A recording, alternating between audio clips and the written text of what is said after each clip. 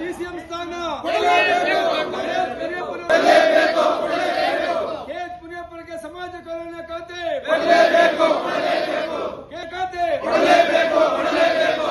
ಸರ್ವೋಚ್ಚ ನಾಯಕ ದಲಿತರಿಗೆ ಸಮಾಜ ಕಲ್ಯಾಣ ಖಾತೆ ಪುನಿಯಪ್ಪನವರಿಗೆ ಡಿಸಿಎಂ ಸ್ಥಾನ ಆದಿಗರಿಗೆ ಅನ್ಯಾಯ ಖಂಡಿಸುತ್ತೇವೆ ಆದಿಗರಿಗೆ ಆದ ಅನ್ಯಾಯಕ್ಕೆ ಬೇಕು ಸಮಾಜ ಕಲ್ಯಾಣ ಖಾತೆ ಮುನಿಯಪ್ಪನವರಿಗೆ ಸಮಾಜಕ್ಕೆ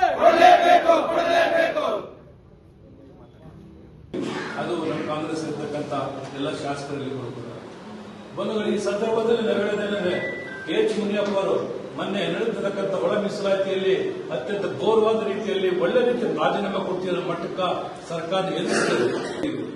ಮಾಧ್ಯಮದಲ್ಲಿ ಅಧಿಕಾರಕ್ಕೋಸ್ಕರವಾಗಿ ಸಮಾಜದ ದೃಷ್ಟಿಯಲ್ಲಿ ಒಗ್ಗಟ್ಟಾಗ್ತೇನೆ ನನಗೇನು ಬರ್ತದೋ ನೀವು ಸಣ್ಣ ತಪ್ಪು ಕೂಡ ಮಾಡ್ತೇನೆ ಸಚ್ಚಾರಿತರನ್ನು ಇಟ್ಕೊಂಡು ರಾಜಕಾರಣ ಮಾಡ್ಕೊಂಡು ಬಂದಿರತಕ್ಕಂಥ ಏಕೈಕ ವ್ಯಕ್ತಿ ಸಮುದಾಯದಲ್ಲಿ 7 ಬಾರಿ ಎಂಪಿಯಾಗಿ ಗೆದ್ದು ಒಳ್ಳೆ ಆಡಳಿತ ನೀಡತಕ್ಕಂಥ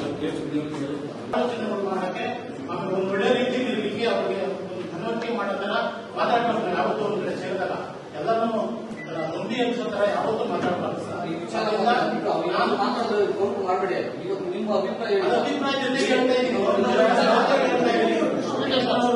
ಆತರ ಮಾತಾಡ್ತಾರಲ್ಲ ತಪ್ಪು ಅಂತ ನಾನು ಹೇಳಿದೆ ಅಷ್ಟೇ. ನಾವೆಲ್ಲರೂ ನಮ್ಮಂತೆ ಏನಾಗಬೇಕು ಆ ರೀತಿಯಲ್ಲಿ ನಾವು ಯೋಚನೆ ಮಾಡ್ತಾ ಮುಂದುವರಿಬೇಕು. ಮುಂದೆ ಒಟ್ಟಾಗಿ ಮುನಿಯಪ್ಪನೊಬ್ಬರು ಹಿಂಗಾರು ಮಾಡಿ ತೀರಿಸುತ್ತೆ ಪಕ್ಕದಲ್ಲ ತಕ್ಕಂಥ ವ್ಯವಸ್ಥೆ ಮಾಡಬೇಕಂತ ಹೇಳಿ ಮೆಚ್ಚಿಗೆ ಅವ್ರ ಮಗನ ಅವರೇ ತಂದಿರೋದು. ಇವರು ಮುನಿಯಪ್ಪರು ನನ್ ಬೇಡ ಅಂತೇಳಿ ಹೇಳಿಲ್ಲ. ಅಂದ್ರೆ ಇದು ತತ್ತುಗಾರಿಕೆ. ಇದು ಏನೋ ಒಬ್ಬ ಸೀನಿಯಾರಿಟಿ ಇರ್ತಕ್ಕಂಥವನ್ನ ಕಳಿಸ್ಬಿಟ್ರೆ ಅಲ್ಲಿ ಮುಂದೆ ಯಾರು ಬಂದಾಗ ಯಾರು ಕೂಡ ಮಾದಾರ ಮಾಸದ ರಾಜ್ಯಾಧ್ಯಕ್ಷ ಆಗಿದ್ದಾರೆ.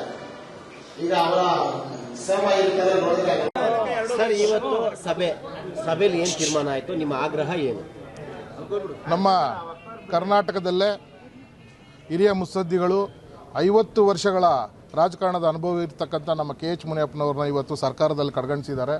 ಅವರು 7 ಬಾರಿ ಸಂಸದರಾಗಿ 2 ಬಾರಿ 3 ಖಾತೆಗಳನ್ನು ಸಕ್ರಿಯವಾಗಿ 10 ವರ್ಷಗಳ ಕಾಲ ಕೇಂದ್ರದಲ್ಲಿ ಅವರು ಖಾತೆಯನ್ನು ನಿಭಾಯಿಸಿದ್ದಾರೆ.